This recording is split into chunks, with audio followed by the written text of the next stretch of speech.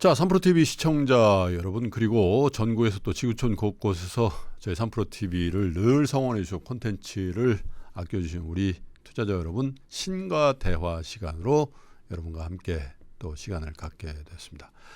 아유, 정말 뭐 걱정들은 했는데 이렇게 빨리 미국과 한국 금융시장이 이렇게 굉장히 큰 파고 속으로 빨려 들어가고 있다, 이런 느낌이 드는 상황이 벌어졌습니다. 미국 국채 금리의 상승과 또 그로 인한 금융시장의 불안정성이 정말 좋은 거는 이렇게 더디오는 것 같고요. 나쁜 재료는 태평양을 건너는 게 거의 빛의 속도로 넘어온다, 이런 생각이 들 정도인데, 그만큼 우리의 금융 환경이라든지 주변의 여러 가지 정세, 이런 것들이 투자하기에 녹록치 않은 그런 상황이라서 그런 것 같기도 합니다. 그래서 오늘은 사실 미국의 모든 경제 상황의 진앙지 역할을 하고 있는 페드에 관한 국내, 아니요, 좀 제가 이렇게 글로벌 콘텐츠를 많이 분석하고 또 3프로TV가 글로벌로 진출하려고 하는 측면에서도 제가 견주어서 많이 보는데, 페드의 전략과 정책의 실현이라는 측면에서는 가장 뛰어난 시장 분석을 하고 있는 신한은행의 오건영 부장을 좀 긴급하게 모셔서 이번 상황을 어떻게 봐야 될지, 또 앞으로는 어떤 얘기들이 전개될지에 대한 얘기를 좀 들어보겠습니다. 오건영 부장, 어서 오십시오. 네, 안녕하세요. 네. 예. 자, 저는 사실 지난주에 출장 중이었어요. 네네. 그래가지고 사실 해외에서 이 금융시장 동향을 봤는데, 네네. 야, 미국도 미국이지만 한국도 굉장히 좀 네, 그렇습니다. 큰 변동성, 네. 하락 변동성의 구간에 들어가서 마디 지수라 하는 것들이 다 깨지고 있잖아요. 네, 그렇습니다. 그래서 지금 페드의 분석과 또 금리를 추세로 분석하고 있는 오건영 부장의 입장에서는 어떻게 보고 계시는지, 좀 시장 상황을 업데이트를 좀 오건영 부장의 시각으로 좀 들어볼까요? 네, 일단 뭐 첫 번째는요, 이게 뭐 그 다뤄야 될 그 디테일 주제들이 많으니까 아주 그냥 오버롤하게만 좀 말씀드리면, 요즘 시장 그 전문가분들도 이렇게 말씀 들어보면 시장 분석하기가 너무 어렵다. 그렇죠. 마켓이 컬러가 참 진짜 독특하게 바뀌어요. 예. 그러니까 예를 들어서 그냥 하나만 보시면, 언제는 경기 침체 온다고 했다가 언제는 그 정도는 아니고 소프트 랜딩이다라고 했다가 노랜딩이라고 그랬잖아요. 그리고 또 언제는 노랜딩이라고 했다가 또 갑자기 경기 침체 얘기도 나오고. 정말 못 찾겠어요. 이게 그러면 이게 마켓 컬러가 계속 바뀌는 거죠. 무슨 카멜레온도 아니고. 그래서 그 얘기를 먼저 좀, 그래서 전체적인 큰 틀에서 왜 이렇게 혼란스러운지 그걸 좀 설명을 해드리면서 시작을 좀 할게요. 프레임이 중요하죠. 네, 이제 프레임을 한번 좀 먼저 보시죠. 이게 저는 이제 작년에도 이제 많이 말씀을 드렸던 프레임인데요. 이게 그 뱅크 오브 아메리카 이제 마이클 하트넷이 했던 얘기를 좀 계속해서 좀 프레임으로 좀 쓰고 있습니다. 첫 번째는 마이클 하트넷은요, 이렇게 얘기를 하고 있죠. 세 개의 단계의 쇼크를 거치는데, 첫 번째는 인플레이션 쇼크가 있고요. 인플레이션 충격. 그 다음에 인플레이션 쇼크가, 이 충격이 그 다음에는 레이트 충격이죠. 금리 충격으로 바뀌게 되고, 이 금리 충격이 마지막으로는 리세션이라고 해서 경기 침체에 대한 쇼크로 바뀌게 된다. 이제 이렇게 얘기를 하죠. 요거 되게 간단하게 프레임을 가져가면은, 인플레이션이 찾아오기 시작한 건 21년도 말이었습니다. 원래 인플레이션이 일시적이다라고 했었는데 이게 잡히질 않는 거죠. 그러니까 하다 보니까 인플레이션이 생각보다 오래 가겠네라는 생각이 들면은, 파란색 선이 주식입니다. 주식 시장이 올라가다가 꺾이기 시작을 하죠. 그래서 꺾인 게, 우리나라 같은 경우 코스피는 21년도 6월에 꺾였고요. 미국은 21년도 11월 19일 날 나스닥이 고점을 기록을 했습니다. 그게 역사적인 고점이었죠. 그리고 두 번째는 바닥에 붙어있던 금리가 하면서 올라오기 시작을 하죠. 요게 이제 21년도 상반기까지, 21년도 말부터 22년도 상반기까지 이제 그렇게 진행됐던 거고요.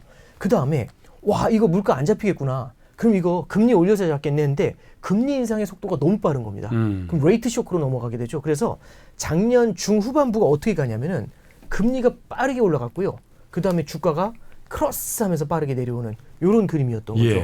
그리고 금리도 올라가고 주가도 무너지면서, 자산시장도 무너지면서 물가도 높으니까 어떤 일이 벌어지냐면 이 리세션, 경기 침체가 찾아올 것이다.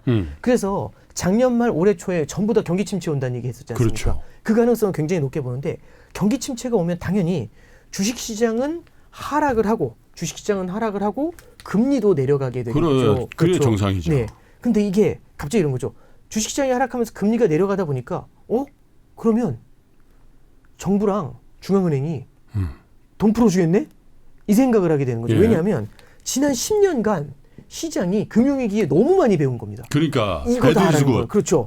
이거 좋은 거네. 그래서 예. 리세션 오는 게 좋은 거잖아요. 그래서 경기 침체가 오게 되면은 금리를 잡아내리게 되니까 어떤 생각을 하게 되냐면 그러면 피벗 이제 이런 생각을 하게 된 거죠.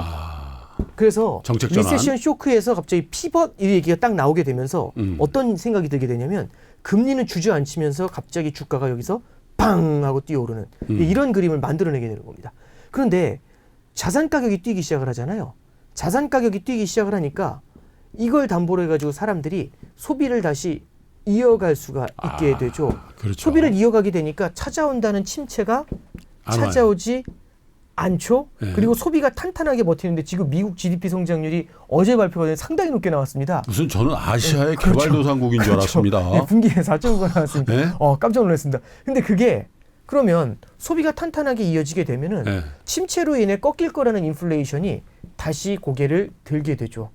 그래서 올해 중반부터 다시 인플레이션이 다시 올라온다고 하니까 올해 3, 4월 달에 바닥까지 내려갔었던 금리가 미국 장기채 10년짜리 금리가 이때 3.3까지 내려갔었거든요. 근데 5%네. 그게 지금 5%까지 올라와 버리잖아요. 훅 하고 올라오잖아요. 그죠? 그래서 이게 고개를 들기 시작을 하고 네. 그다음에 주식시장이 올해 7월 달부터 갑자기 조금씩 힘을 잃기 시작하는 거죠. 7, 8월부터. 그죠? 그러다가 갑자기 어떻게 되냐면 이러면 연준이 추가로 금리 인상을 할 뿐만 아니라 higher for longer 가는 거 아니야? 이 얘기인 거죠. 그러니까 네. 보다 높은 금리를 보다 오랜 기간 유지하는 거 아니야? 이 얘기가 나온 거죠. 네. 그랬더니 어떻게 되냐면 그러면 금리가 많이 오르겠네 하면서 금리가 말씀드렸던 것처럼 그렇죠. 그냥 짧게 4를 쓴 거예요. 네, 그렇죠. higher for 예, 그렇습니다. 예, 네. 예. 뭐뭐 하는 기간 동안 그 얘기죠. 예. 네. for 2 years 하는 것처럼. 네. 그래서 이제 5%까지 금리가 뛰어 올라가게 되고요. 네. 주식시장이 하락하는 이런 상황이 되는 거죠. 그럼 레이트 쇼크가 찾아오게 되니까 물가도 높고 금리도 높지 않습니까? 그렇죠. 그럼 경기가 힘들어지겠죠. 그랬더니 또 리세션 쇼크가 찾아오는 거 아니야 이런 얘기. 그래서 최근에 보면은 이런 경기 침체 온다 이 얘기가 또 나오기 시작을 하는 겁니다. 근데 자 보세요. 그러면 경기 침체가 오지 않습니까? 그럼 어떻게 될 것 같으세요? 금리가 내려가야 되지 않을까요? 그렇죠. 그래서 오를 찍었던 금리가 수시로 내려갔다 올라갔다 내려갔다 올라갔다 하잖아요. 그럼 얘를 읽는 순간 내려갈 수 있거든요. 그럼 요게 내려가면 어떻게 되냐면 비벗 이 얘기 또 나올 수 있겠죠. 네. 왜냐면 중앙은행은 이걸 바라보면서 미리미리 움직이려고 할 테니까 그럼 비벗 이 얘기가 나오면 또 자산 가격이 뛰면서 소비가 이어지고 침체가 늦어지니까 또 일로 갈 수가 있지 않습니까? 그럼 이거 몇 바퀴 돌 수가 있어요. 근데 이게 한 바퀴 돌 땐 처음 갈 때는 모르지만 이게 몇 바퀴 도는 걸 보잖아요. 그럼 이 바둑도 여러 번 두면은 저도 바둑 초짜지만은 여러 번 두게 되면 그다음 어떻게 되냐면 두세 수 앞을 보게 되잖아요. 그렇죠. 그럼 어떤 사람은 레이트 쇼크를 겪고 있을 때 그다음에 리세션이 올 거라고 생각하는 게 아니라 리세션 다음에 또 피벗이 올 거라는 그런 기대도 갖게 돼요. 또 어떤 사람은 여기서 패턴이 들어와서 여기로 올 거라는 생각도 하고. 그럼 지금 수많은 시장 참여자가 들어와 있지 않습니까? 생각들이 이 경험 이거 몇 사이클을 경험하니까 생각들이 다 달라요. 그러면 정말 별의별 얘기야. 이 각 국면들이요 수시로 돌아가면서 나타나게 됩니다. 그래서 어떤 때는 리세션 갑자기 얘기하면서 둘이 동시에 떨어졌다가 어떤 때는 금리 인상에 대한 공포 얘기하면서 이렇게 움직였다가 피벗 얘기가 나오면서 방긋 웃기도 하고 그러니까 이게 종잡을 수 없는 그림이 나타나게 되겠죠. 그래서 이걸 바라보면 우리가 뭔가 예상을 한다는 게 되게 어렵다는 게 우리 투자자 관점에서 보실 필요가 있고요. 또 하나는 중앙은행 관점에서는 어떤 게 제일 골치 아프냐면 이게 오랫동안 이어지잖아요. 인플레 쇼크가 몇 번씩 돌아오잖아요. 이 사이클이. 그러면 인플레이션이라는 거를 너무 오랫동안 겪게 만들어요. 우리 그런 얘기 하지 않습니까? 일본은 30년간 디플레이션을 겪으니까 헤어나질 못한다고. 그렇죠. 지금 인플레이션이 언제부터 문제가 된 거냐면 2%를 넘어선 건 미국 소비자 물가지수 기준으로 2%를 넘어선 게 언제냐면 21년도 3월입니다. 네. 지금이 23년도 10월 말이잖아요. 네. 2년 7개월째 이걸로 싸우고 있어요. 네. 그럼 2년 7개월 동안 인플레이션이라는 병을 앓았지 않습니까? 그럼 이게 너무 오래되면 디플레이션이라는 고질병이 생긴 것처럼 인플레이션도 하나의 고질병처럼 될 수가 있습니다. 이거 치료가 되게 어렵거든요. 이러면.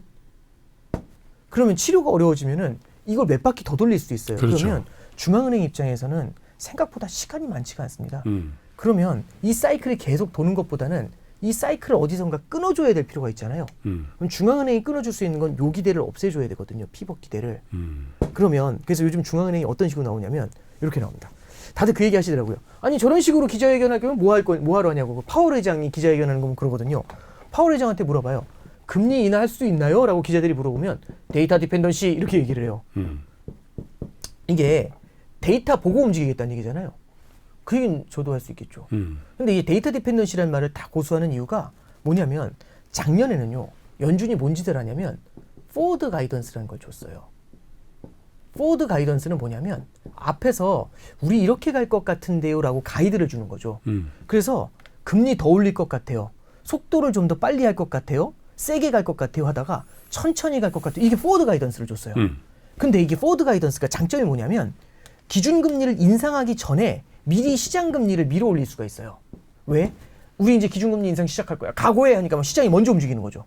그러면 기준금리를 올리면서 긴축을 안 해도 시장금리를 먼저 끌어올리면서 긴축을 먼저 할 수 있거든요. 근데 이제 이게 문제가 뭐냐면 포워드 가이던스가 기준금리가 정점에서 기준금리를 갖다가 올리고 있는데 거의 정점까지 올리잖아요. 그럼 문제는 뭐냐면 시장이 기준금리 거의 정점에 와 있지 않습니까? 그럼 시장이 먼저 이제 금리 인하하겠네 하면서 시장금리가 내려가는 문제가 생겨요. 네. 그럼 사실상 기준금리의 정점에서는 뭘 해야 되냐면 이 인플레이션이라는 이 강력한 놈을 코너에 몰았지 않습니까? 그렇지. 그럼 딱 마지막 들어가지고 이 심장에다 이거 꽂아줘야 되는데 망치로 꽂아야 되는데 인플레이션 심장에 그때 갑자기 이거 꽂으려는 순간 시장금리가 내려가면서 이 힘이 빠지는 거죠. 그럼 이거 다시 올라올 수 있지 않습니까? 그냥 이렇게 도는 거죠.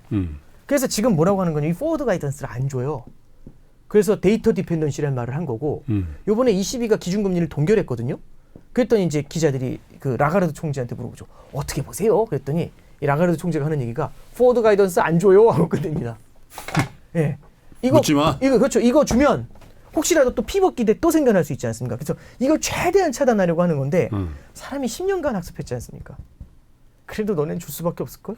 아직까지도 이 생각이 남아있는 거고요. 이 생각이 조금씩 옅어지니까 지금 이제 시장이 긴장하는 모습을 보이면서 여기로 와 있는 예, 그런 단계라고 보면 될 것 같습니다. 그래서 이제 전체적인 프레임워크가 돌고 있는 가장 큰 이유가 이런 데서 보는 우리들의 교훈들 예, 그래서 시장이 학습했던 내용들 이런 것들이 기존에 있었던 패턴들을 갖다가 막 돌게 만들면서 바꾸고 있다. 이렇게 이제 정리를 해볼 수가 있겠죠. 근데 네. 사실 오늘 아침에 발표된 네네. 그 미국 성장률은 참 쇼크였어요. 저도 그랬습니다. 근데 또 같은 기간에 우리 경제 성장률은 0%대 나와버리니까. 예. 예? 예.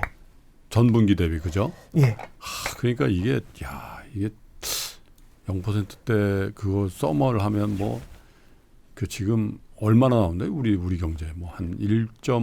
그렇죠. 1점 몇 프로밖에 나오지 않죠. 그러니까. 근데 이제 물론 이제 올해가 낮으니까 내년이 조금 올라오는 거는 분명히 있을 건데 그래도 어쨌든 올해가 우리나라 잠재 성장률보다도 성장률이 낮은 건 맞죠. 그러니까 좋다는 말을 하긴 참 어렵죠. 근데 예. 이렇게 금리가 높은 실질 금리가 높은 국면이 장기화되면은 오히려 그게 경기가 금리를 좌우할 수도 있지만 금리가 또 경기를 그죠? 네. 다 좌우할 수도 있는데 이러면 더 경기 침체가 더 깊고 더 길어지는 거 아니에요? 고금리가 계속되면. 네. 그러니까 이제 이런 거죠. 그런 질문하고 비슷한 것 같아요. 금리가 올라가면 경기 침체가 오거나 주식시장이 무너지거나 그러지 않나요? 이제 이런 질문하고 되게 비슷한 건데 네. 이 세상에 금리가 모든 걸 설명하는 게 아니라 금리하고 함께 보셔야 될 게 뭐냐면 성장이라는 걸 같이 봐야 되죠. 그렇죠. 그래서 이제 네. 참 이게 저도 옛날보다 난이도가 많이 올라갔다고 생각을 하는 게 이런 겁니다. 금리가 올랐는데 네. 성장이 오른 금리보다 더 높이 오르면 이러면 시장이 사뿐히 금리 상승을 갖다가 무시해 줄 수가 있죠. 예. 그래서 어떤 때는 금리가 올라도 성장이 더 탄탄하기 때문에 자산 시장이 튼튼하게 버티는 그렇죠. 그런 일이 벌어질 수가 있습니다. 그래서 금리 오르면 주가 빠지나요? 그럴 수도 있고 아닐 수도 있죠. 근데 이제 요즘 보면 참 독특한 게 있는 것 같아요. 이런 케이스가 있죠. 자 보시면 지금 금리가 근데 많이 올랐잖아. 근데 이렇게 보시면 될 것 같아요. 금리하고 성장을 비교할 때 이렇게 비교를 할 수도 있는 것 같아요. 뭐냐면 성장이 금리보다 약해요. 네. 성장이 금리보다 약해요. 이러면 보통 빠져야 되잖아요. 보통 빠져야 되거든요. 이러면 시장이 흔들려야 되거든요. 근데 문제는 뭐냐면 시장이 또 10년 동안 배운 거죠. 뭘 배웠냐면 이렇게 높아서 무너질 것 같으면 비버탈 거야. 연준에서 중앙은행은요. 정책 바꾼다. 예, 금리를 내릴 때는요. 올릴 때는 천천히 올리지만 내릴 때는 화끈하게 내려줬거든요. 여태까지. 화끈하게 내려줄 거지 않습니까? 네. 아직 일어나지 않은 일이지만. 그렇지. 그 화끈하게 내려주면은 지금의 성장이 이거보다 셀 거잖아요. 네. 그래서 이걸 반영하면서 자산 시장이 먼저 방긋하는 경우가 있습니다. 그래서 이 구도로 보는 게 아니라 시간을 선행해서 바라보는 거죠. 선반영이라고 하나요? 이런 게. 네, 이런 케이스가 나타나는 거죠. 그래서 이렇게 바라보는 구도가 있고요. 첫 번째는 1, 2, 3이라고 해볼게요. 그 다음에 세 번째는 방금 전에 말씀해 주신 거 되게 이 맥락이 맞나 있는데 금리라는 건 우리가 말하는 금리가 뭘까라고 생각해 보면 한국 금리가 아니죠. 어느 금리냐면 이거 미국 금리지 않습니까? 네. 참 신기한 건 우리나라 금리는 전 세계에 영향을 많이 안 주지만 미국 금리는 전 세계에 영향을 주지 않습니까? 이게 불공평한 거죠. 사실은 어떻게 보면. 근데 뭐 공평을 따질 문제는 아니지만 그럼 미국 금리라는 게 존재하고요. 전 세계에 영향을 주는 미국 금리가 있고 미국 금리는 지금 높습니다. 근데 재밌는 게 뭐냐면 미국의 금리는 어느 나라에 포커스를 두냐면 미국에 포커스를 두겠죠. 당연히. 미국의 성장에. 그러면 여기를 보시면 성장이라는 걸 바라볼게요. 이 성장은 어떻게 나눠지게 되냐면 이렇게 둘로 나눌 수도 있죠. 성장을 US의 성장과 넌 US의 성장으로도 나눌 수가 있겠죠. 그러지 않을까요? 그렇죠? 그런데 성장은 두 개로 나눠지지만 금리는 이 둘에 동시에 영향을 주죠. 미국 금리는.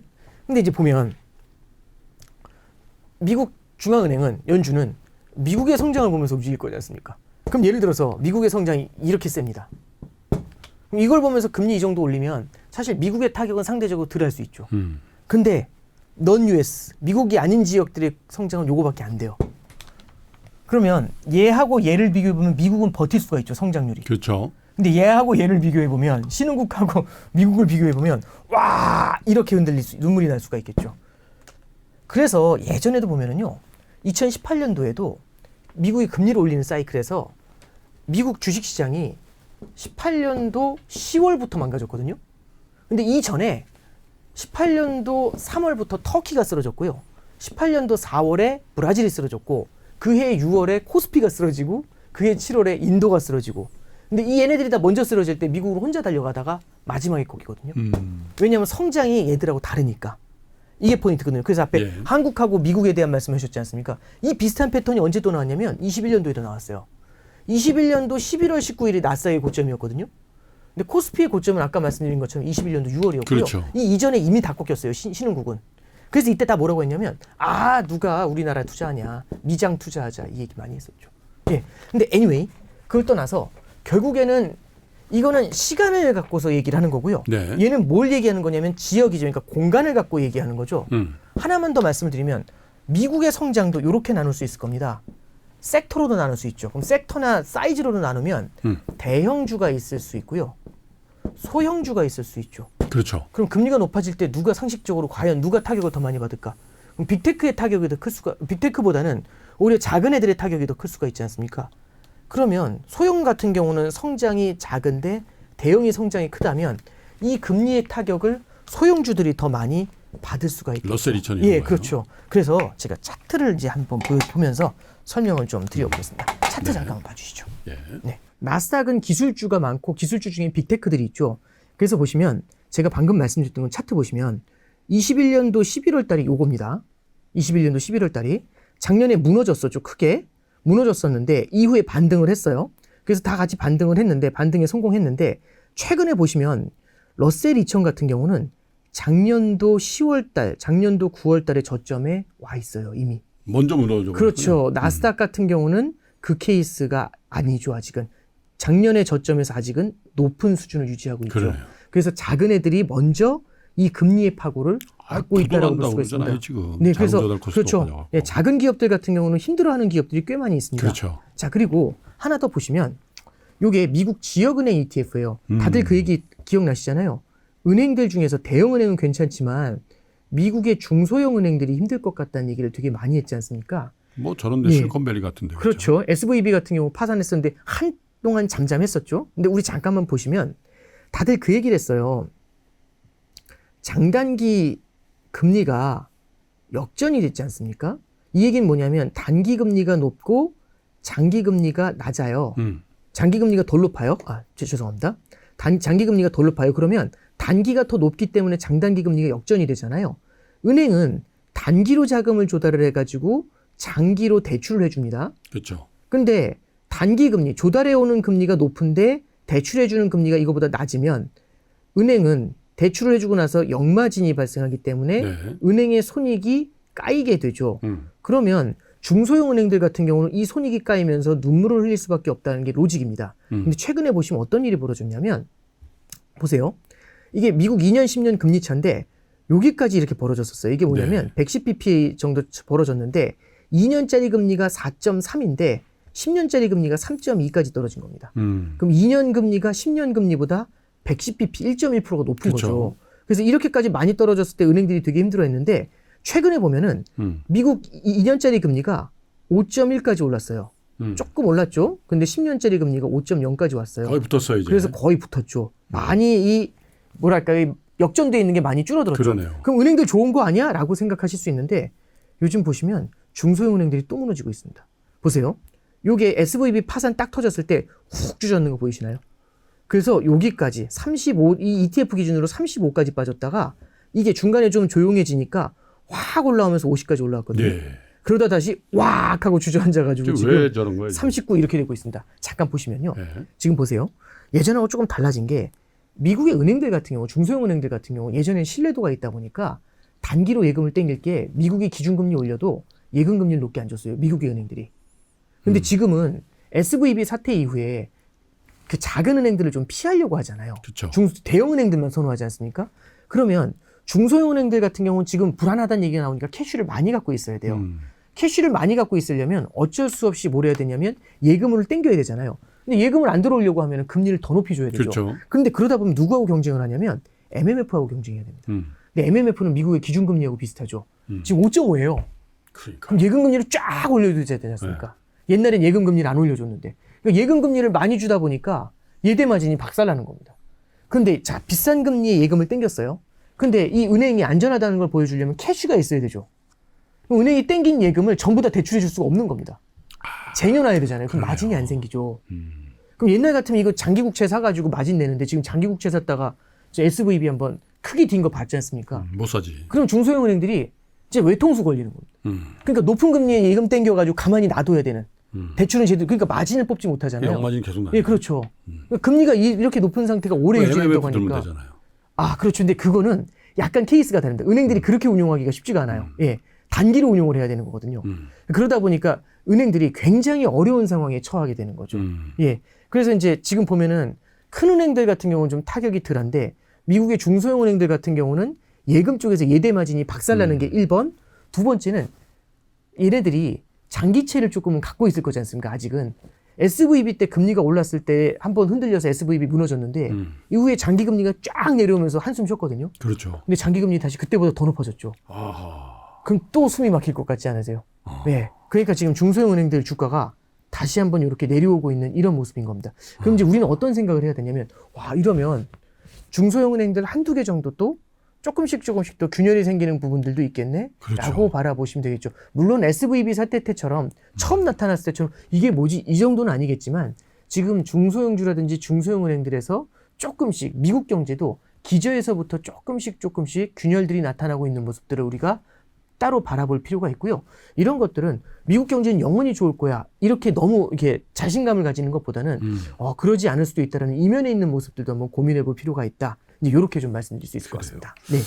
조금씩 뭔가 기존의 어떤 프레임에서는 벗어나는 그런 모습이 좀 나온다고 봐야 되겠네요. 네, 이제 이게 네. 그 기존에 있던 프레임에서 좀 벗어나는 게 이게 뭐냐면 어떤 금융시장의 환율, 금리, 주가의 상관관계가 좀 무너지는 모습들이 나타나는데 그 대표적인 케이스가 일본 같은 케이스도 거기에 해당이 되거든요. 일본 같은 케이스를 잠깐 보시면 제가 슬라이드를 한번 보면서 말씀드릴게요. 이게 일본 달러엔 환율하고 일본 10년 금리 추이 차트입니다. 여기 잠깐 보시면 지금 일본 금리가 얼마까지 올라와 있냐면 10년 금리가 0.85%까지 올라와 있어요. 일본 10년 금리가. 네. 그리고 일본 환율이 1달러에 지금 얼마까지 와 있냐면 150엔을 살짝 넘어 있습니다. 그러네요. 그거는 작년도 22년도 10월 달에 151엔을 찍었거든요. 요 레벨에 지금 거의 근접했네. 돌아와 있는 거라고 보시면 돼요. 근데 이때는 금리가 낮았죠. 지금은 금리가 높아졌지 않습니까? 그러면 금리가 높아지면 엔화가 강세를 보여야 되는데 그게 아니라 네. 오히려 엔화가 약세를 보이고 있는 그때 수준으로 돌아와 있는 그러니까. 이런 모습인 금리가 거죠. 지금 사실은 네. 0.85지만 네. 저점 대비하면 거의 4배 오른 거 아니에요? 그렇죠. 그럼 보면은 0.2에서 0.85까지 올랐고요. 네. 미국 금리가 근데 참고로 말씀드리면 이때 한 4.3이었는데 네. 지금은 한 4.9 정도 되니까 60pp. 그 둘의 금리 차이가 아주 많이 벌어진 건 아니다라는 건 할 수가 있어요. 근데 다만 한 가지 말씀드릴 게 일본 같은 경우 지금 어떤 상황인 거냐면 엔화가 계속 약세로 가게 되면 이게 나중에는 이 위가 뚫려버리면 답 없이 올라갈 수가 있거든요. 그렇죠. 그러면 수입 물가가 올라가면서 일본이 인플레이션 리스크를 크게 겪을 수가 있는 겁니다. 그래서 미국하고의 금리 차를 메워주기 위해서 작년도 22년도 12월 달에 YCC의 상한을 0.5%로 한번 튀겨줬고요. 그 다음에 22년도 올해 7월이죠.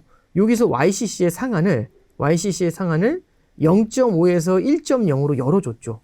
그래서 이때부터 올라오게 해줬는데 이게 올라올 때 천천히 올라와 줘야 되거든요. 근데 잠깐 볼게요. 요 12월부터 이 7월까지는 0.5까지 올라올 땐 요 속도로 올라왔죠. 거의 요 속도로 올라왔죠. 그죠? 자, 다시 한번 그릴게요. 죄송합니다. 요런 기울기로 올라왔죠. 네. 근데 지금 7월부터요. 요 기울기로 올라왔는데 7월부터 올라가는 건 이 기울기로 올라가고 있죠. 금리가. 빨간색 금리가. 그럼 0.85까지 0.5에서 0.85까지 불과 3개월 만에 오는 겁니다. 그러니까 이게 거의 7개월 동안에 얼마가 올라간 거냐면 0.25가 올라갔는데 0.25에서 0.5로. 근데 0.5에서 지금 0.85까지 0.35가 불과 3개월 만에 올라간 거예요. 그러니까요. 그럼 이거 걷잡을 수 없이 튈 수가 있거든요. 네. 그래서 이제 일본 중앙은행에서 뭔 짓을 하냐면 이 국채 금리가 올라오는 걸 막기 위해 가지고 어쩔 수 없이 국채를 사들이면서 금리를 누르는 거죠. 엔화를 찍어서. 네. 그럼 엔화가 풀려나가지 않습니까? 그럼 엔화가 풀려나가면 시장에서는 그 순간에 우리 그 물고기들한테 이게 떡밥 줄 때처럼 막 난리 나는 거죠. 막 우와 돈 나왔다 하면서. 근데 문제는 뭐냐면 그렇게 해서 엔화가 풀리게 되면 엔화가 약세를 보이게 되거든요. 네. 그럼 엔화가 약세가 되면 이게 더 위로 솟을 거 아닙니까? 그렇죠. 그러면 150인이라는 엔화 환율, 그 다음에 0.85라는 금리, 그 상단에 1이 존재하는데 이 두 가지를 놓고 둘 다 못 올라오르게 하려고 사력을 다해서 막고 있는 거죠. 그러면 이 150엔을 갖다 있는 힘을 다해 막잖아요. 그럼 요거하고 연관이 있는 게 다른 나라 환율도 비슷하게 연관이 있겠죠. 그래서 위안화 환율이 7.32에서 고정이 돼가지고 움직이질 않고 있고요. 유로화 환율 같은 경우도 1유로에 1.06이 딱 붙어가지고 팍 떨리고 있고 원달러 환율도 1350원에서 올라갔다 눌리고 올라갔다 눌리고 이런 그림을 계속 이어가고 있는 겁니다. 야, 근데 다 금리나 이런 쪽은 막 움직이는데 환율이 계속 이 엔화하고 다 연동이 돼가지고 다 머물러 있는 거죠. 그러니까 다들 지금 생각보다 높아지고 있는 이 미국 금리 때문에 어떻게든지 현상 유지를 하려고 버티고 있는 거니까 이게 여러 가지 금융시장의 상관관계, 이 기존의 모습들을 다 틀어지게 만드는 그런 역할을 하는 거죠. 국내적으로 미국 국내적으로 보면 저런 고금리, 실세금리의 고금리화가 네네. 연준으로 하여금 조금 긴축적인 모드를 좀 중단할 수도 있게 만드는 환경이다. 아, 네네. 고금리니까 당연히 시중의 유동성이 좀 은행으로 들어갈 거 아니에요. 네네. 근데 그건 이제 기준금리를 올리는 효과하고 동일하게 거의 비슷하게 나올 테니까. 그렇겠죠. 그래서 실제로는 끝났다 이제. 아, 네네. 기준금리 인상 끝났다. 뭐 네네. 말로만 한 번 두 번 얘기하지. 네네. 실질적으로 이 금리가 계속되는 한 연준에선 금리 못 올릴 거다. 네네. 이런 얘기도 나오죠. 예, 나오고 있습니다. 실제로 이제 여전히 지금도 피벗에 대한 기대는 여전히 예. 남아 있고요. 이제는 진짜 다 왔다. 이렇게 얘기하시는 분들이 계시고 그 로직에는 생각해봐라. 이 정도 금리로 어떻게 견딜 수 있어? 라는 얘기를 사실은 하고 있는 거죠. 그러니까요. 근데 잠깐 한번 보시죠. 네. 이게 이제 어떤 로직이냐면 제가 이거 지우면서 좀 말씀드릴게요. 결국엔 지난번 제가 한 두세 번 정도 여기 방송에 나왔을 때 어떤 말씀을 드렸냐면 지금 연준의 매파와 비둘기파가 어떻게 싸우는지에 대한 말씀을 간단히 드렸었어요. 그렇죠. 연준의 매파하고 비둘기파는요. 자, 먼저 매파부터 말씀을 드리면 매파는 지금 금리가 5.25에서 5.5지만 이거 높은 거 아니다. 이렇게 얘기를 해요. 왜? 성장도 워낙 탄탄하고 물가도 여전히 잘 안 내려오니까 라는 얘기를 하고 있어요.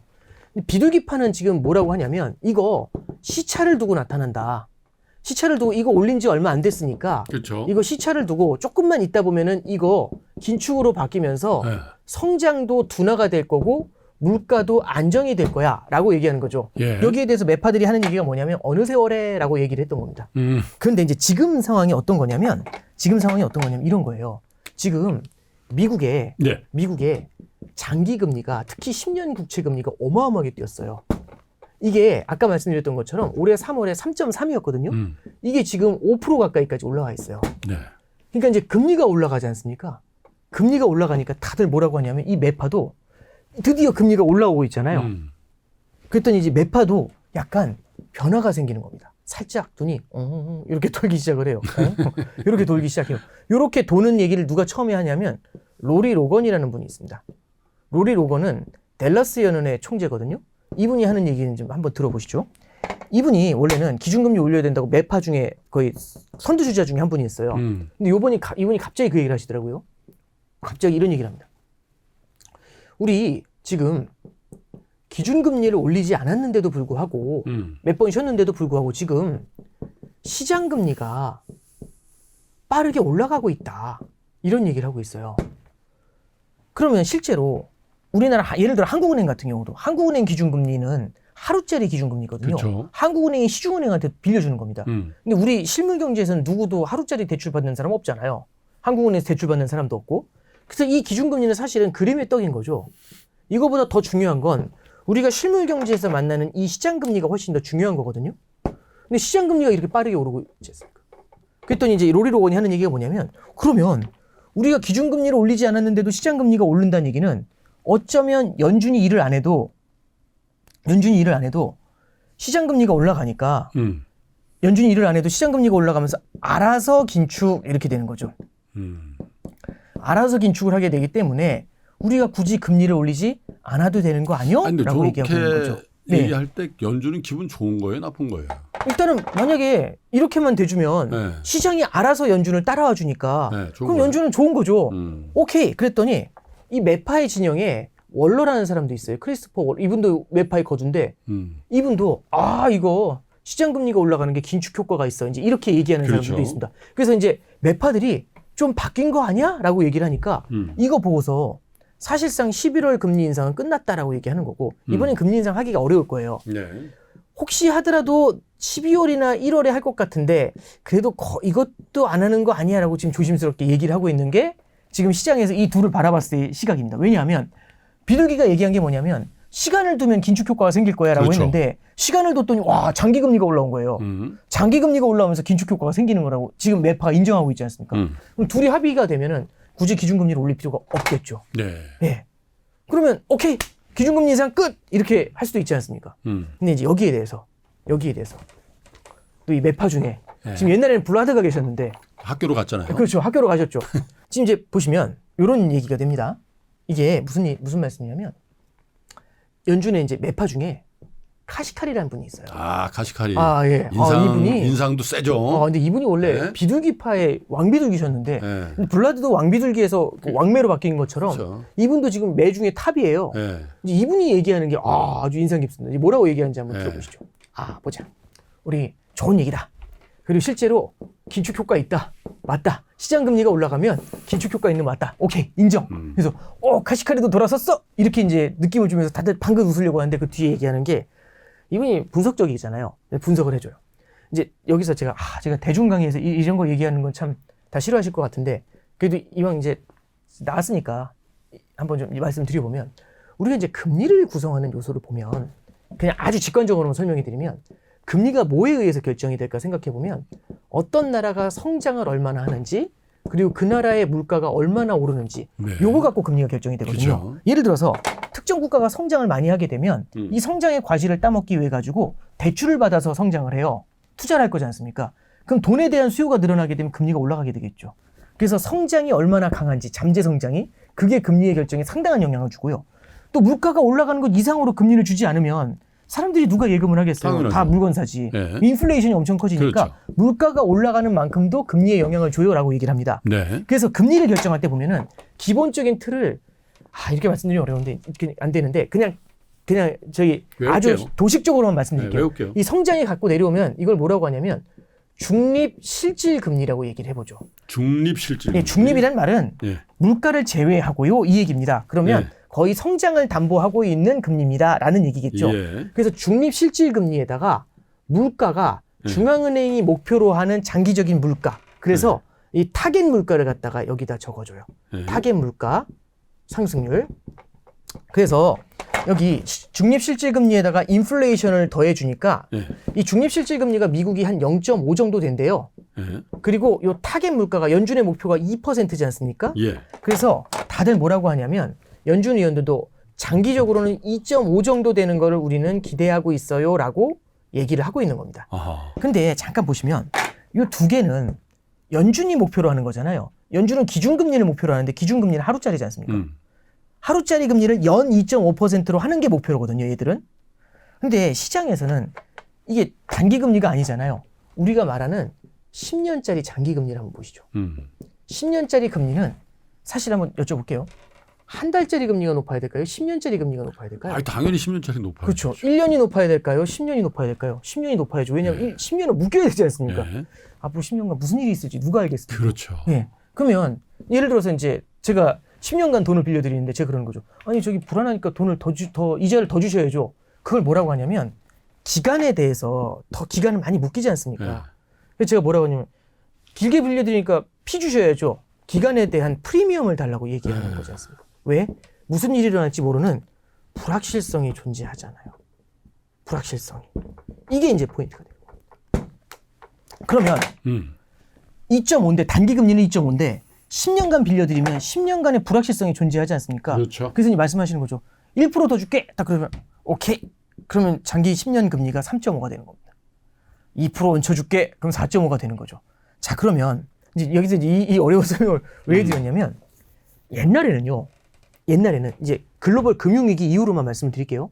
글로벌 금융위기 이후에는요 분위기가 조금 이상한 게 어떤 일이 벌어졌냐면 이 기간 프리미엄이라는 건 불확실성이지 않습니까? 어떤 그렇죠. 불확실성이냐면 금리가 어떻게 움직일지에 대한 불확실성을 갖고 있어요. 그럼 금리는 뭘로 결정이 되냐면 갑자기 물가가 튀어오를 수 있죠. 두 번째는 갑작스레 성장이 강해질 수도 있죠. 갑작스레 미국이 재정이 박살이 나면서 채권 발행이 늘어날 수 있죠. 채권 발행이 늘어나면 이 금리가 뛸 거지 않습니까? 그 다음에 이런 이슈들이 딱 생기게 될 수 있으니까 10년간 어떤 일이 벌어질지 모르잖아요. 그래서 이런 리스크들이 생길 것 같으니까 이걸 갖다가 숫자로 프라이싱을 해가지고 그렇지. 기간 스프레드, 기간 프리미엄이라는 걸 받는 겁니다. 2%를. 그래서 제가 이제 얘기하는 거죠. 이제 10년간 돈을 빌려드리는데 10년 빌려드리니까 더 주셔야죠. 피를 주셔야죠. 그랬더니 갑자기 말씀하시는 거예요. 아니 왜? 그래서 아니 물가가 중간에 오를 수도 있고 성장이 강해질 수도 있고 이 재정 적자가 늘어나면서 저기 채권 발행이 늘어날 수도 있지 않습니까? 그랬더니 이제 딱 말씀하시는 거죠. 아, 잠깐 들어봐. 라고 얘기하시는 거죠. 들어보세요. 글로벌 금융위기 이후에 뭐라고 했냐면 다들 디플레이션을 걱정하라고 그렇죠. 했어요. 아니 물가가 올라가는 게 걱정하는 게 아니라 디플레이션이 오면 금리가 내려갈 텐데 오늘 이 빌려주는 금리가 제일 높을 수 있어. 이 얘기를 하시는 거죠. 예.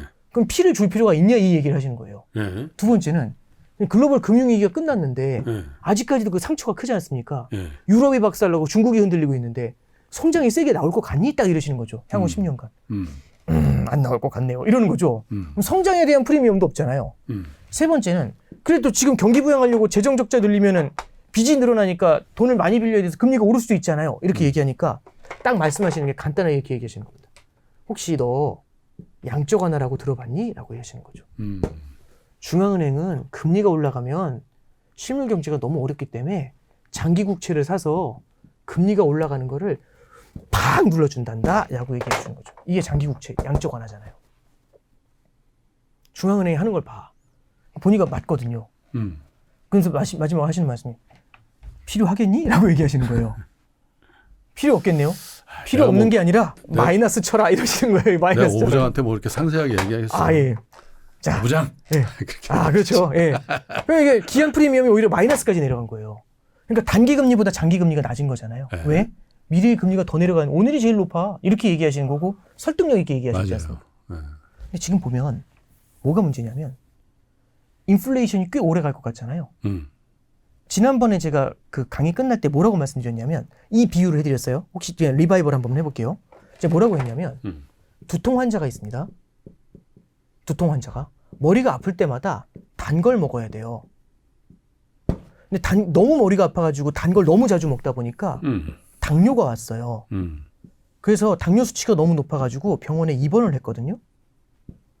당 수치가 2%로 내려오면 된대요.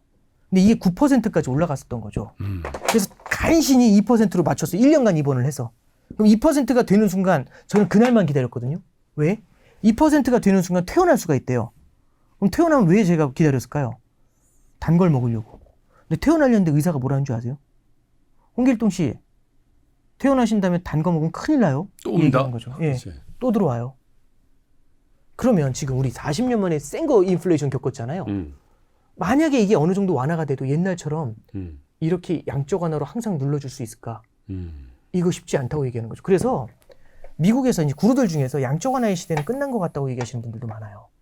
사실상 이 보호막이 사라진 거잖아요. 근데 양적 완화가 뭐 언제부터 양적 완화가 있었어요. 그렇죠. 버냉키 이후에 있었던 그렇죠. 건데. 사실 지난 10년이 특별했던 우리는 거죠. 뭐 그걸 일상으로 받아들인단 말이에요. 그러니까 이 사실은 뭐냐면 이게 하나의 보호막 같은 겁니다. 그냥 완전히 뭐냐면 조커라고 해야 되나요? 그냥 무조건 그냥 사기 캐릭이죠. 요놈이 있으니까 아무리 채권 발행을 해도 금리가 올라가지 않은 거죠.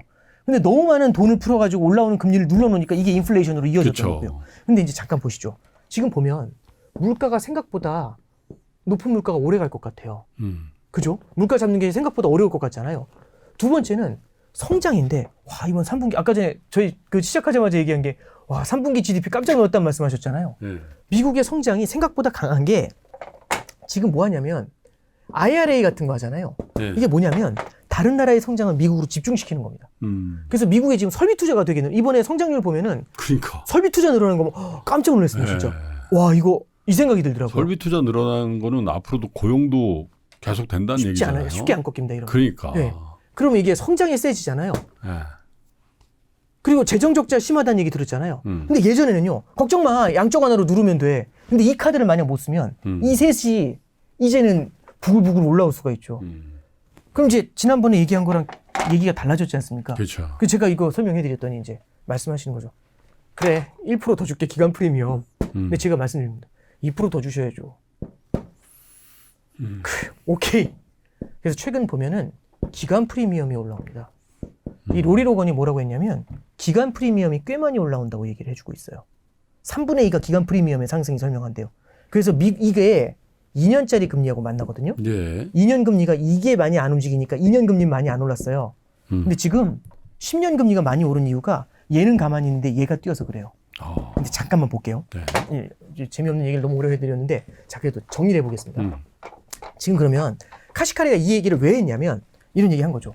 최근에 금리가 올라온 게 이 기간 프리미엄이 올라온 게 맞대요. 근데 기간 프리미엄이 올라오는 이유를 설명해 보면 아까 전에 말씀드린 뭐 성장, 물가 막 이렇게 했지만 다 떠나서 뭐가 있냐면 요 셋을 항상 하나로 묶어줬던 게 뭐냐면 연준이 나서서 올라오지 못하게 누르고 있었던 거잖아요. 그렇죠. 이게 Q인 거잖아요. 그죠? 연준의 피벗. 이게 되게 큰 거지 않습니까? 내가 항상 금리는 낮게 유지해 줄게라는 약속이잖아요. 근데 지금 문제가 뭐냐면 이게 만약에 풀려나가니까 이걸 할 수가 없게 되니까 그럼 여기 이제 성장, 물가, 그다음에 국채 발행 이런 게 다 이슈가 되는 거지 않습니까? 이제 이걸 못 하니까. 연준이 피벗을 못 해주니까. 그러니까 이제 이놈이 뛰어 올라오는 거죠. 그럼 결국에는 요 프리미엄이 뛴 이유는요. 연준의 강한 의지를 반영해서 이게 뛴 거죠. 그러지 않나요? 아, 연준이 옛날처럼 피벗 안 해줄 것 같은데 그러니까 결국엔 얘네들이 활성화되면서 이게 뛴 겁니다.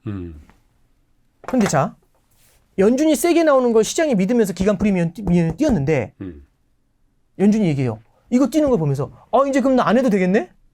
그럼 시장이 어떻게 움직일까요? 피벗도 하나 이런 생각할 수 있죠. 그럼 얘가 어떻게 될까요? 다시 주저앉아요. 그래서 카시카리가 뭐라고 하냐면 시장이 우리 연준의 의지를 믿으면서 시장 금리를 끌어올린 거라면 우리는 이런 시장의 믿음을 이어가줘야 된다고. 그 얘기는 뭐냐면 지금과 같은 의지를 보여줘야 된다고 계속.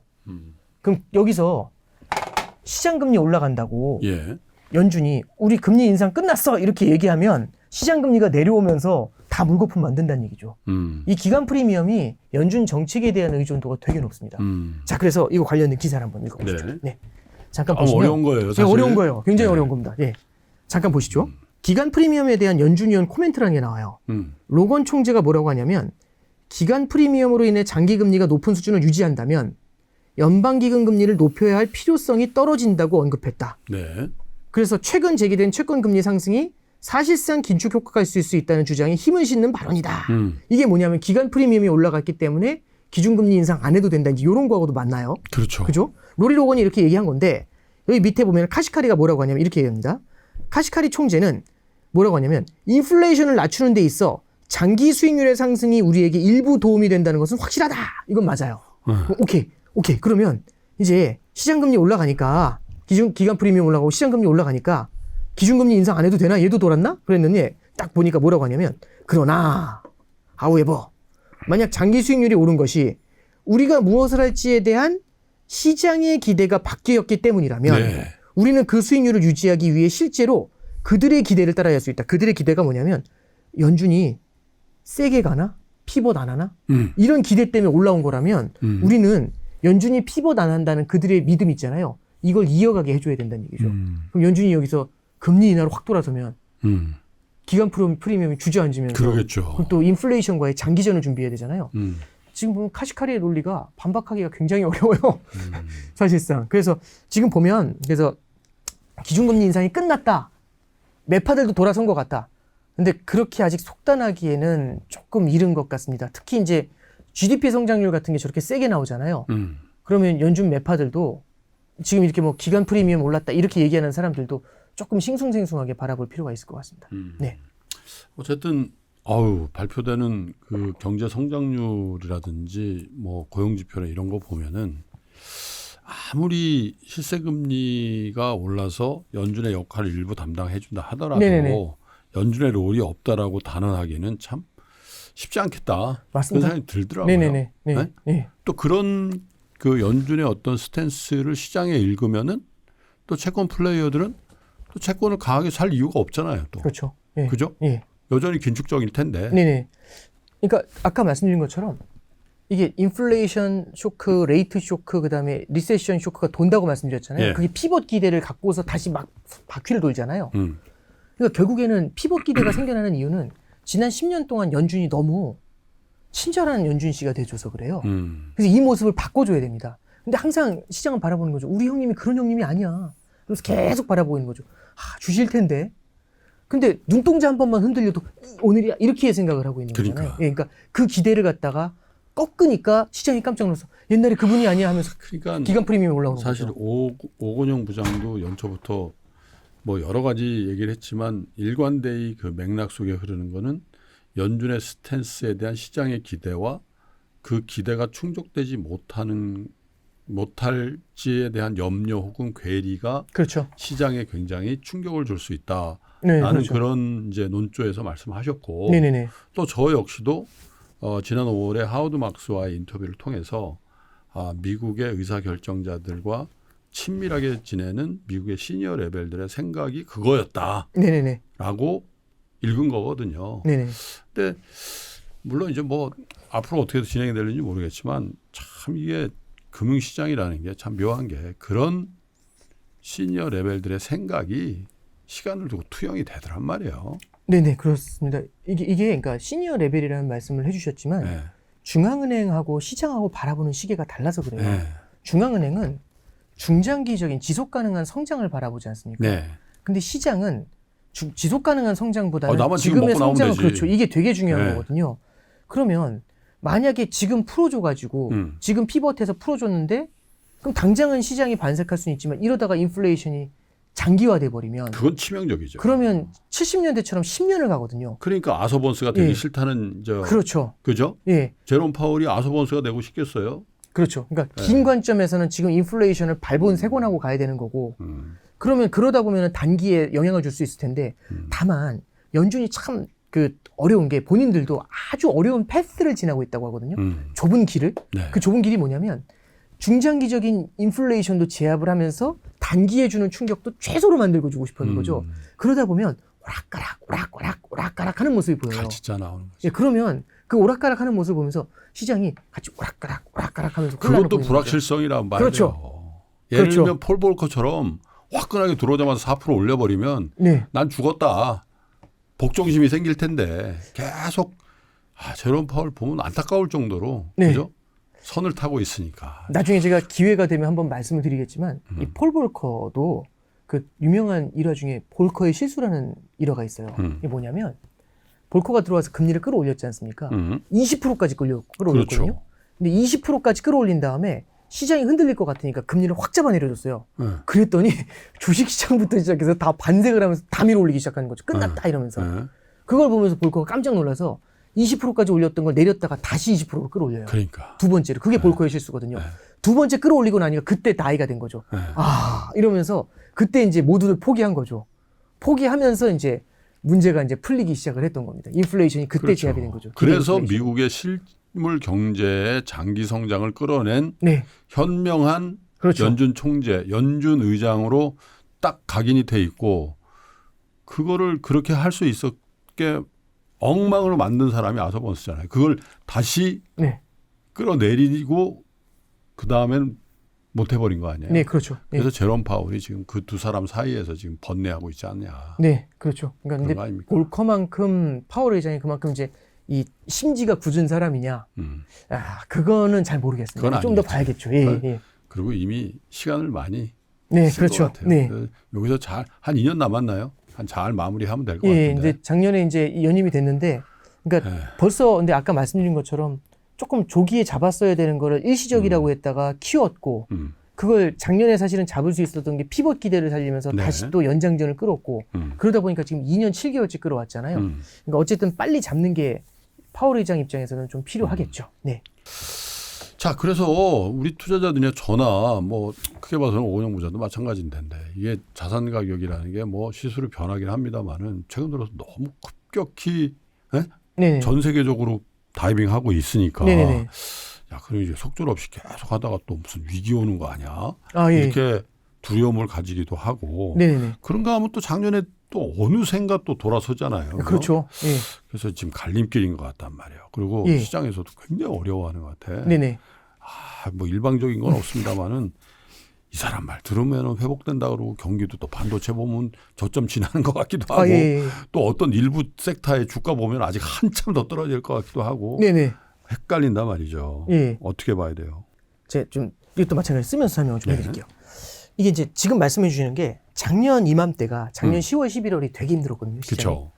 우리나라는 또 예. 그때 뭐 레고랜드다 뭐 예, 그렇죠. 그것까지 겹쳐가지고 예, 아마 기억을 하시겠지만 작년도 10월, 11월이 원달러 환율이 1,440원이었어요. 아, 예, 환율의 고점이었죠, 그게. 그렇죠. 예, 그래서 제가 기억하는 게 작년도 10월, 11월이 환율이 1,440원까지 올랐고요. 원달러 환율이 이게 1달러당. 그 다음에 플러스 이때 우리나라 10년짜리 국채 금리가 제 기억에 이때 한 4.7인가 갔을 거예요. 맞아요. 그때 10년짜리가. 한전체 10년짜리 6% 나오고 그럴 때야. 예. 4.7, 정확하진 않은데 4.6, 4.7 중에 하나일 겁니다. 예, 뭐 정확히 그 숫자가 중요한 건 네. 아니니까요.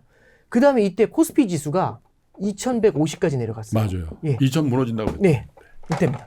근데 이때가 가장 암울했죠. 음. 근데 이제 이때부터 아 이거 더 힘들 것 같다 이런 얘기들이 되게 많이 나왔는데 이때부터 이제 시장이 반색을 했던 거잖아요. 어떻게 됐냐면 이게 환율이 불과 3개월 만에 1,215원까지 내리꽂혔어요. 야, 그게 그랬나? 예. 와, 1,215원까지 내려왔었어요. 이게 올해 2월 달에. 야, 그리고 얼마 되지도 않았네. 10년짜리 금리가 네. 3, 4월에 3.3까지 내려왔을 겁니다. 아마. 제 기억에. 그러니까 그때 예. 채권 산 사람들 뭐 예. 녹아났다. 어마어마했죠. 예. 그래서 올해 1분기에 채권 하시는 분들이 돈 엄청 벌었잖아요. 네, 장기채. 그리고 이 코스피 지수가 2,650까지 갔었어요. 네. 이게 아마 6월인가 7월인가 7월에였을 겁니다. 그렇죠. 2,650까지 때려요. 그러니까 이거 보시면 역시 동틀력이 제일 어둡다가 네. 되는 거잖아요. 그렇죠. 그렇죠? 근데 이제 지금 잠깐 보시면 지금 숫자 다시 한번 써볼게요. 네. 지금 숫자를 잠깐 써보면 환율이 1,350원 정도 해요. 네. 그 그 다음에 국채 금리가 4.3에서 4.3 정도 한다고 해볼게요. 그 다음에 세 번째가 코스피 지수가 2,300포인트 정도 와 있어요. 네. 어쨌든 떨어졌다가 올랐다가 좀 주춤하잖아요. 이거 동틀력 이런 생각을 할 수 있지 않습니까? 이제 이게 알아서 반등을 하면 자율 반등이라고 생각을 할 수 있지만 이때 당시하고 지금하고 조금 분위기가 다른 게 좀 있는 것 같아요. 뭐가 다른지 한번 잠깐 말씀을 드리면 첫 번째는 이게 다른 것 같습니다. 첫 번째는요. GDP 성장률이 좀 달라요. 미국의 GDP가. GDP 성장률이 작년에 네. 미국이 2분기, 3분기 GDP가요. 꽝이었죠. 마이너스였어요. 꽝이었어요. 꽝. 그래서 이때 무슨 두 분기 연속으로 맞아. 마이너스면 이게 리세션이다. 예, 침체라고 해. 기술적인 맞아요. 침체라고 얘기를 했었죠, 이걸. 네. 그래서 이거 쉽지 않겠어라고 얘기하는 거죠. 그래서 피봇 얘기 나오고 예. 있죠. 그럼 이건 뭘 자극하게 되냐면 피벗을 자극하게 돼요. 자, 그리고 두 번째는 이때 영국이 한번 큰일 났었잖아요. 리즈 트러스 때문에. 그래가지고 국채금리 맞아요. 막 뛰니까 이제 국채시장 무너지면서 이거 큰일 날 것 같다 했는데 맞아요. 미국 국채금리도 막 뛰었거든요. 그랬더니 요 작년 요맘때 옐런이 나와가지고 뭐라고 하시냐면 옐런 재무장관이 이런 얘기를 합니다. 미국 국채시장의 유동성이 불안하다고. 이게 걱정이라고. 그래서 미국 재무부에서 이때 무슨 얘기 나왔냐면 바이백 해줘야 되나? 이 얘기 나왔었습니다. 바이백이 금리 올라가는 추세를 꺾을 수는 없어요. 근데 다만 바이백을 할 거란 얘기는 아 정부도 이거 심각하다는 걸 인식하고 있구나. 그럼 뭔가 나오겠네? 이런 기대를 시장에 심어줄 수가 있어요. 그러니까 뭐냐면 옐런도 금리가 너무 빨리 상승하는 것에 대해서 불안감을 가지는 거죠. 여기에 파월이 뭐라고 했냐면 파월 의장이 이런 얘기를 하죠. 8월 말에는 잭슨 홀에 나와가지고 딱 8분짜리 연설에서 시장을 초토화시켰거든요. 이 사람이. 근데 파월이 딱 11월 초에 뭐라고 얘기를 하냐면 이렇게 얘기합니다. 이제 우린 긴축을 세 가지로 나눌 수 있습니다. 그게 뭔가요? 했더니 얼마나 빨리 how fast 얼마나 높게 how high 얼마나 길게 how long 이렇게 3단계로 3단 분리 딱 하자는 얘기죠. 지금 how fast는 거의 다 온 것 같습니다. 그래서 우리 속도 조절 들어갑니다 라고 얘기한 거죠. 속도 조절 들어간다는 얘기가 딱 나왔다는 얘기는 시장한테 뭘 준 거죠? 오! 걱정하신다는 얘기네. 이 생각을 하게 만든 거죠. 그렇죠. 요 두 개가 만나게 되면은 피벗 이 기대를 키우는 거죠. 하나만 더 갈게요. 작년 이맘때 뭐가 있었냐면 G20에서 재무장관 회의가 있었어요. 항상 저게 나오더라고요. 예, G20 재무장관 회의에서 작년에 뭐가 문제였냐면 달러가 너무 일방적으로 강한 게 신흥국을 뒤흔들 수도 있지만 이게 결국엔 선진국 특히 미국도 힘들걸요 라고 얘기한 겁니다. 그래서 달러 강세에 대한 경계감 이게 G20에서 나왔었어요. 그렇죠. 예, 요 세 가지가 키포인트였죠. 근데 잠깐 보시면 일단 GDP부터 볼게요. 4.9가 나왔거든요. 그리고 4분기도 이거보다 약해질 것 같은데 생각보다 탄탄할 것 같아요. 4분기도 저렇게 나오면 진짜 이상한 거지. 2, 3분기가 다 이거잖아요. 지금 이 얘기는 안 나와 있잖아요. 탄탄하다고 얘기하고 있잖아요. 그렇지 않습니까? 네. 그럼 일단 요건 다르네요. 요거 걱정할 때는 아니네요. 네. 그러면 옐런 재무장관이 뭐라고 하나? 일주일 전에 나왔을 땐 제가 이따 기사 읽어드릴게요. 일주일 전에 나왔을 때는 뭐라고 했냐면 저기 미국 금리가 최근에 많이 올랐는데 이것 때문에 경제가 흔들린다는 증거는 없어요. 이렇게 얘기를 하고 어제는 또 나와가지고 하시는 말씀이 저 금리 올라가는 건 미국의 강한 성장을 반영하는 거예요. 이렇게 얘기를 합니다. 그 기사를 보고 우리 누님이 이제 이런 생각이 드는 거죠. 정치인 다 됐어. 예, 근데 이거하고는 좀 다르죠. 작년하고는 좀 이게 좀 작년에는 이거 큰일 날 것 같은데 이런 분위기하고는 좀 다른 것 같잖아요. 예. 파월 회장이 뭐라고 얘기하냐면 금리가 올라가는 건 내버려 두겠습니다. 이렇게 얘기를 해요. 일주일 전에 나와서. 우리 형님도 참 G20에서 이런 얘기 이번엔 안 했어요. 글로벌 공급망 문제하고 이스라엘 하마스 얘기 이런 것들이 나왔거든요. 지역 분쟁에 대한 얘기들. 그 다음에 이제 나중에 한번 제가 다뤄드릴 텐데 세계 은행들 다자간 세계 개발은행도 있거든요. IMF라든지 이런 쪽들 그거 지분율 어떻게 바꿀까 그 얘기가 이번에 G20에서 있었어요. 되게 중요한 얘기인데 그건 나중에 제가 시간 될 때 해드릴게요. 자, 그렇게 이렇게 나왔고 네 번째는 뭐가 있냐면 작년하고 다른 게 이 피벗 기대 만들면 이거 뺑뺑이 한 번 더 돈다는 걸 지금은 중앙은행도 학습을 한 거죠. 그래서 작년처럼 전향적으로 이 피벗 기대 불지르기가 쉽지가 않을 것 같아요. 빠진다고 해서 작년 같은 상황이 재현될 거라는 속절없는 기대를 좀 접어라. 예, 잠깐만 한번 그래서 기사를 한번 보면서 판단을 해보죠. 이게 10월 20일 날 나와 있는 기사입니다. 파월 의장이 뭐라고 하냐면 파월 의장은 역사적인 미국 채권 시장 변동성에 대해 내버려 둘 것 이렇게 얘기를 해요. 채권 금리 상승이 금융 여건을 제약하는 데 도움이 된다. help for이라는 표현이잖아요. 도움이 된다는 거는 부정적인 의미는 아니죠. 그렇죠. 알아서 긴축을 해주고 있네요. 이렇게 얘기하는 거거든요. 자, 그 다음에 밑에 보시면 제넷 옐런 재무장관은 국채 매도에 대해서 우려하지 않는다고 말했다. 두 번째 줄 보시면 금리 변동성이 커지면 시장 기능에 일부 영향을 미치긴 하지만 이는 일반적인 것. 금리 상승 자체가 가계나 기업에 큰 부담을 주고 있다는 건 분명하지 않다. 마켓 인사이더는 취약한 은행이 무보험 예금을 축소하면서 뱅크런의 위험을 줄였고 대출자들이 보다 높은 금리에도 잘 견디고 있는 것으로 보인다고 평가. 뭐 할 일이 없네. 작년하고는 분위기가 확실히 다르죠. 그러네. 그러니까 이제 예. 일단은 그러니까 저도 이제 이렇게 말씀드릴게요. 시장이 자율적으로 움직이는 거라면 그거는 뭐 제가 판단할 수 있는 부분은 아닌 것 같고요. 뭐 펀더멘탈리 이게 이제 예를 들어서 어떤 혁신적인 아이템의 힘이다. 그런 거라면은 제가 판단할 수 있는 문제는 아닌데 적어도 중앙은행 사이드에서 피벗에 대한 기대를 작년만큼 세게 불러일으킨 거하고는 조금 차이가 좀 있어 보인다는 얘기죠. 그래서 이제 제가 뭐 어떤 바텀업에서 펀더멘탈리 아니면 기업의 실적이나 아니면 테크나 이런 쪽을 설명할 수 있는 능력은 없기 때문에 제 사이드에서 바라봤을 때는 작년 이맘때와 지금의 분위기는 조금은 좀 차이가 있다. 그래서 뭐 절대 안 됩니다 이런 게 아니라 중앙은행 사이드에서의 지원은 작년보다는 약한 것 같다. 이렇게는 좀 생각을 하고 있습니다. 작년에는 사실 약간 소규모의 위기의식이 있었어요. 특히 한국도 네. PF니 뭐 또 그리고 증권회사 일부 뭐 유동성 위기 막 이런 얘기 나오면서 긴박하게 돌아갔던 다 사실이란 말이에요. 네네. 근데 지금은 그렇다기보다는 약간 젖어든다. 약간 그 물 먹은 솜 같은. 네네네. 그래서 더 이렇게 빡 이렇게 세우기도 좀 무거운 그런 분위기. 그러니까 이제 이제 어제 ECB에서 기준금리를 동결했거든요. 라가르드 총재가 이제 했던 얘기가 기준금리 동결한 이유에 대해서는 금리 인하를 생각하지 않지만 이제 어느 정도 물가를 제압하는 데 도움이 되는 긴축적인 레벨의 금리는 온 것 같고 그래서 우리가 성장을 좀 걱정을 해야 될 때가 됐기 때문에 기준금리를 동결했다 이렇게 표현을 했어요. 근데 만약에 물가가 또 문제되면 언제든지 금리 올릴 수 있어. 이제 이렇게 얘기하면서 끝내거든요. 그러니까 성장에 대한 걱정이 있으니까 금리를 인하하는 게 아니라 성장에 대한 걱정이 있으니까 금리를 동결해 준 거거든요. 올리던 걸. 근데 미국은 지금 성장이 굉장히 탄탄해요. 유럽하고 비교할 레벨은 아니거든요. 그쵸. 예. 그러면 작년에는 사실 지금의 라가르드처럼 걱정하는 부분이 분명히 있었을 거예요. 그래서 속도 조절에 대한 얘기가 있었던 거고 그 속도 조절이라는 게 과거의 어떤 추세하고 만나는 거죠. 과거의 추세는 뭐냐면 시장은 항상 이런 걸 학습했던 것 같아요. 제가 차트 하나만 좀 보면서 보여드릴게요. 이게 미국의 기준금리 장기 차트입니다. 예, 98년도부터 그린 건데 기준금리를 올릴 때는요. 천천히 올려요. 천천히 올리는데 이렇게 올리고 나잖아요. 내릴 때는 화끈하게 내려줍니다. 그래서 이 2000년도에는요. 이게 00년도 5월에 마지막 금리 인상이 됐는데 6.5로 올렸었거든요.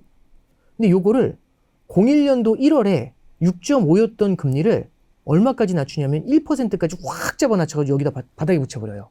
그럼 올리기 전보다 훨씬 내려와 있죠, 금리가. 두 번째는 04년도 4월에 기준금리가 1%부터 인상이 됐는데 요게 06년도 6월에 5.25까지 올렸었어요. 그러다가 언제부터 내리냐면은 07년도 9월 달부터 인하를 하는데 쫙 잡아 낮춰가지고 금융위기 때 0%까지 낮췄거든요. 이게 08년도 12월입니다.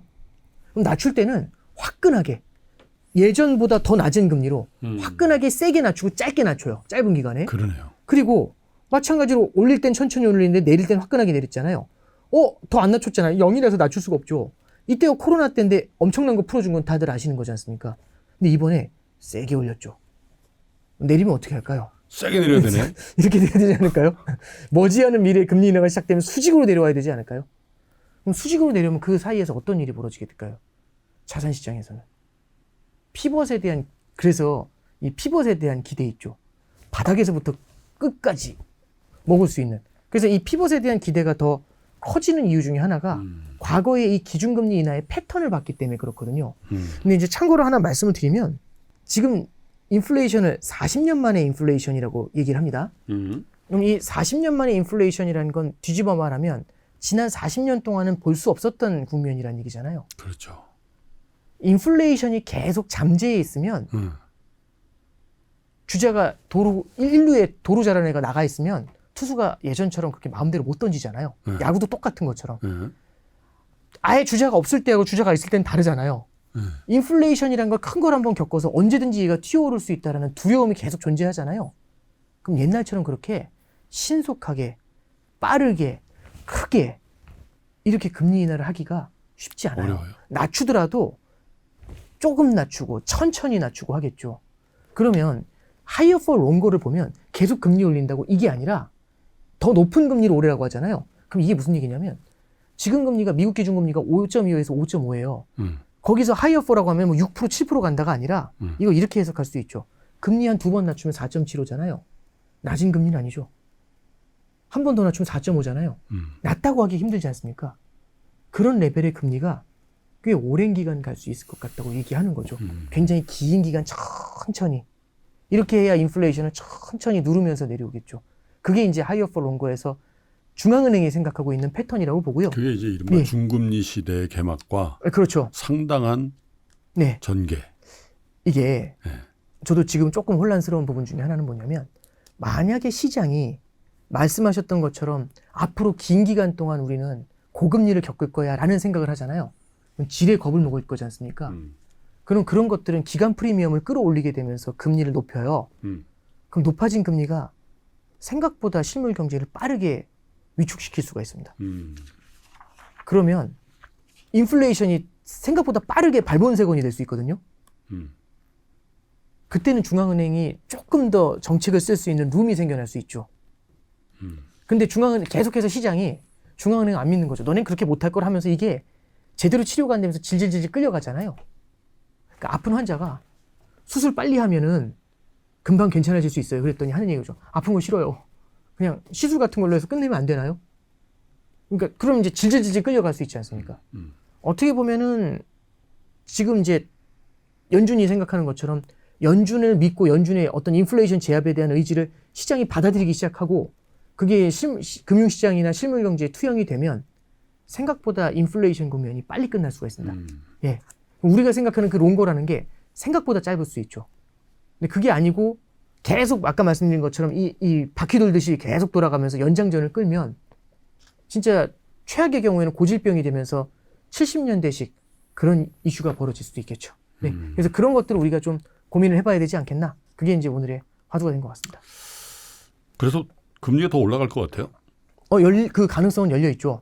그러니까 이제 예를 들어서 미국이 기준금리를 올릴 가능성은 이제 오늘 제가 다루진 못했는데 미국의 성장이 얼마나 탄탄하게 나와주는가에 따라서 그 디펜던시가 되게 큰 것 같고요. 연준이 얘기하는 것의 핵심은 그건 것 같아요. 금리가 올라간다 떨어진다 그 레벨을 측정하는 게 아니고요. 연준이 원하는 건 그거 같아요. 시장이 예상하는 것보다는 조금 더 높은 금리를 조금 더 오랜 기간 유지하고 싶은 것 같아요. 그래야 시장의 기대를 계속 깨버리거든요. 시장의 기대가 깨져야지 인플레이션이 제압이 됩니다. 그래서 저도 연초부터도 계속해서 말씀드린 것처럼 시장이 기대하는 것보다는 늦게, 시장이 기대하는 것보다는 적게, 시장이 기대하는 것보다는 오랜 기간에 걸쳐서 금리를 낮추게 될 것 같습니다. 낮추더라도. 네, 그렇게 봅니다. 그래요. 자, 사실 최근에 이 주시장의 변동성은 여러 가지 이유가 있겠습니다만 어쨌든 실세 금리, 시중 금리의 속등이 낳은 결과물인데 그 금리가 어느 정도 고점을 형성하고 빠진다는 기대가 없는 건 아니지만은 다시 그게 3%, 2% 막 이렇게 실세 금리가 경기를 반영해서 내려오는 것도 굉장히 힘든 상황이다라는 걸 아마 오늘 1시간 넘는 방송을 통해서 여러분께 알게 되신 것 같아요. 근데 이제 이 금리가 높은 것도 아니고 낮은 것도 아닐 수도 있죠. 왜냐하면 옛날에 20%도 그렇죠. 있었고 네. 2%도 0%도 있었으니까. 그러나 0%를 경험한 지가 얼마 안 됐잖아요. 그렇죠. 그죠? 그리고 실세 금리도 독일 국채 마이너스도 있었고 네네. 국채 10년물 미국 기준으로 2년 반 전에 0.5%였으니까 그렇죠. 예. 그게 우리 기억에 바로 손에 뻗치면 닿을 정도로 가까운데 지금 우리가 5%인데 이거는 민감하게 생각해야 된다라는 그런 생각이 좀 들어요. 네네네.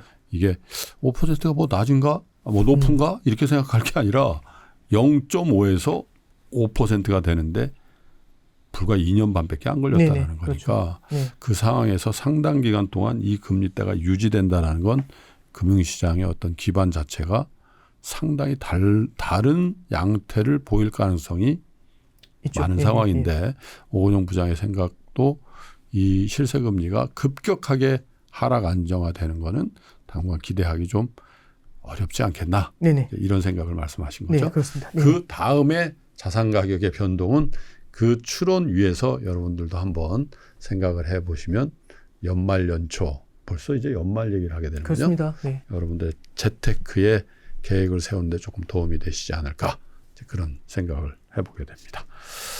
자, 주말에 이렇게 좀 나와주셔서 감사드리고요. 또 좋은 주말 보내시고 언제나 뵙죠. 또 다음 달에 또 인사드리겠습니다. 아니 이게 아주 평화로운 기간이 딱 돼가지고 오건영 부장을 그냥 한 3개월이나 한 1년에 한 번 정도씩 모셔서 별일 없으시죠? 그러면 좋을 것 같은데 계속 부를 일이 있을 것 같습니다. 네. 최선을 다해서 노력하겠습니다. 건강하시고 다음 방송 때 뵙도록 하겠습니다. 알겠습니다. 고맙습니다. 네, 감사합니다. 자, 끝까지 시청해 주신 여러분 감사드리고요. 저희는 또 새로운 신과 대화의 콘텐츠로 다시 인사드리겠습니다. 감사합니다.